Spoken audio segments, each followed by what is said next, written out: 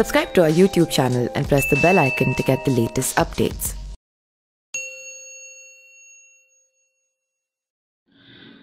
नमस्कार, मैं पिंटू सिंह यादव आप सभी का स्वागत करते हैं न्यूज़ लाइव में। दोस्तों, एक कहावत है कि अगर आप बने हुए हैं तो उसमें हर लोग आपकी पूछताछ करते हैं, लेकिन जब आप बिगड़ गए तो आपका कोई भी साथ नहीं देता है। और ये जो कहावत है मुझे इसलिए याद आ गया क्योंकि बिहार का एक लाल जो कि नालंदा जिला का आता है, जिस बच्चे का नाम है सोनू, काफ़ी ज़्यादा प्रतिभाशाली है, टैलेंटेड है, होनहार है। और जिस तरीके से बिहार के मुख्यमंत्री नीतीश कुमार से आंख मिलाकर बिहार के शिक्षा बदहाली का पोल खोल दिया, तो वहीं बिहार सरकार में जिस तरीके से शराबबंदी है उसको भी पोल खोलकर प्रशासन की जो व्यवस्था है वो सबके सामने ला दिया। ये बच्चा जब वायरल हुआ तो बच्चा वायरल होने के बाद सुर्खियों में बन गया।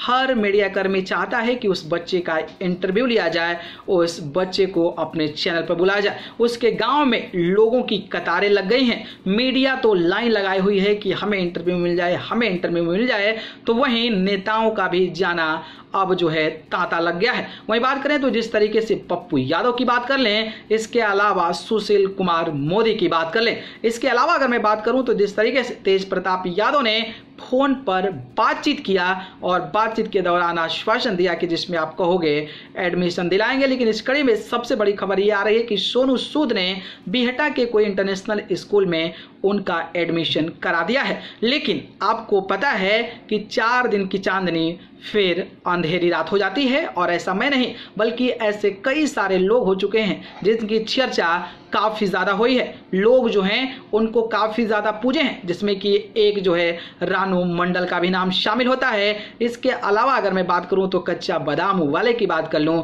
या फिर सोहलदेव की बात करूं। लेकिन लॉकडाउन के समय सबसे ज़्यादा अगर कोई लड़की बिहार की चर्चा में बनी थी तो वो दरभंगा की ज्योति पासवान थी। लेकिन दरभंगा की ज्योति पासवान जब दिल्ली से अपने बीमार पिता को साइकिल पर बैठाकर जब दरभंगा ले गई तो वहाँ पर मीडिया कर्मियों का तांता लग गया। लेकिन लगभग 2 साल बीते हुए हैं, उसका क्या हाल है आज कोई भी जानने को तैयार नहीं है। कोई नेता तक उससे बातचीत करने को तैयार नहीं है, ना ही कोई मीडिया कर्मी जो है उनसे इंटरव्यू लेने को तैयार है। दरअसल बात करें तो दरभंगा की ज्योति पासवान पहले लॉकडाउन में अपने बीमार पिता को बिठाकर दिल्ली से गांव आई थी। किसी मीडिया वालों ने स्टोरी कर दी, सप्ताह भर तक उसके घर नेताओं का जमघट लग गया, सबने खूब फोटो भी खिंचवाया।